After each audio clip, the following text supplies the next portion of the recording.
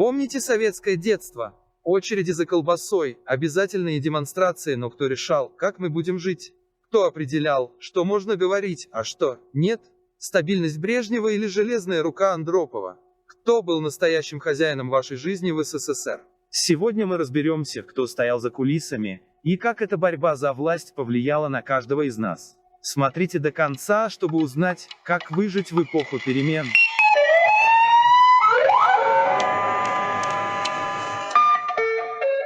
СССР конца 1970-х. Начало 1980-х годов был под властью двух лидеров – Леонида Брежнева и Юрия Андропова. Но кто же из них реально управлял страной? Легенды, интриги и тайны Кремля. Сегодня раскроем правду. Конец 1970-х, начало 1980-х годов – один из самых сложных периодов в истории СССР. Леонид Брежнев, лидер Советского Союза с 1964 года, символизировал эпоху, которую историки называют застоем. Экономика страны замедлялась, социальные проблемы нарастали, а политическая система становилась все более консервативной. В это время в сене высших эшелонов власти находился Юрий Андропов, глава КГБ СССР, человек с огромным влиянием и доступом к самым закрытым тайнам советской политики. Вопрос, кто управлял СССР в 1980-е, остается одним из самых интригующих в советской истории.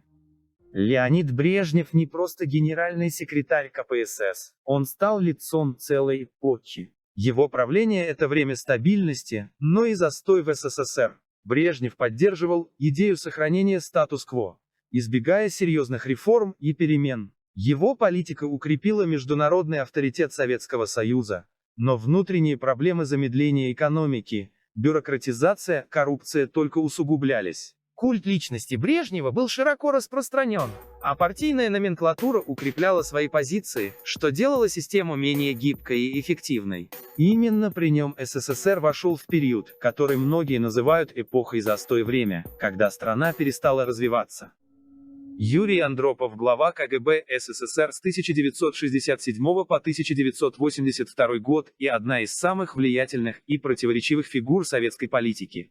Хотя официально он не был главой государства во время правления Брежнева, именно Андропов контролировал силовые структуры и обладал доступом к самым секретным данным. Его борьба с коррупцией и диссидентами носила во многом показной характер, это было необходимо для укрепления собственной власти и противостояния конкурирующим кланам внутри партийной элиты. При Андропове диссидентское движение, несмотря на репрессии, расцвело, значительная часть советских граждан начала слушать «Голос Америки» и другие зарубежные источники информации. Именно при его покровительстве в советском кинематографе появились такие культовые фильмы, как «Ошибка резидента» и «17 мгновений весны», где враги СССР изображались не просто злодеями, а умными и честными людьми, борющимися за иные ценности, которые, по сути, тоже имели право на существование. Этот период ознаменовался ростом напряженности и нестабильности. В годы руководства Андропова участились террористические акты, угоны самолетов,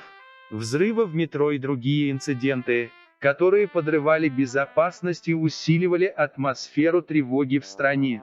Его фигура остается окутанной тайнами и интригами, а попытки реформ, предпринятые им после вступления в должность генерального секретаря в 1982 году, показывают стремление изменить устоявшийся порядок, хоть и в условиях серьезного сопротивления.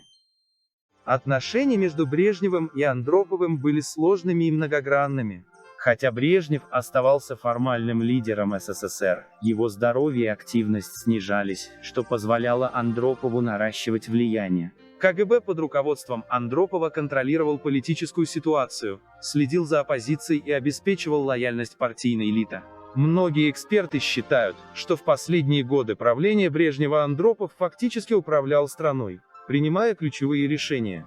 Их взаимодействие – это пример того, как советская власть функционировала не только через официальные институты, но и через внутренние политические игры и скрытые механизмы контроля.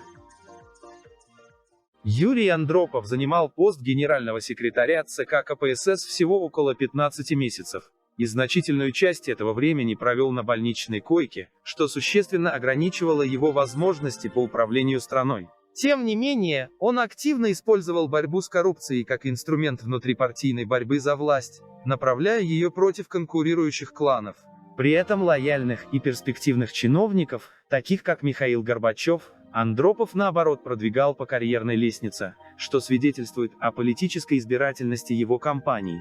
В этот период также произошла серия загадочных смертей высокопоставленных советских деятелей: Гречка, Кулакова, Машерова, Косыгина, Суслова и Цвигуна. Многие историки связывают эти события с борьбой за власть и считают, что эти фигуры мешали Андропову закрепиться на посту генерального секретаря. Несмотря на короткий срок правления и серьезные проблемы со здоровьем, Андропов оставил заметный след в истории СССР как политик, пытавшийся изменить систему изнутри, но столкнувшийся с мощным сопротивлением.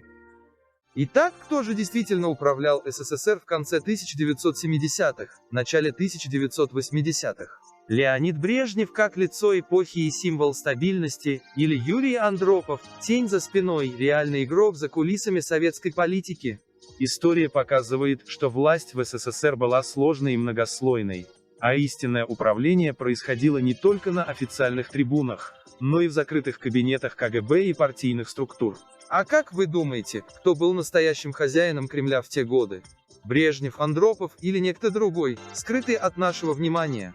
Пишите свое мнение в комментариях, ставьте лайк и подписывайтесь на канал, чтобы узнать еще больше интересных фактов о советской истории.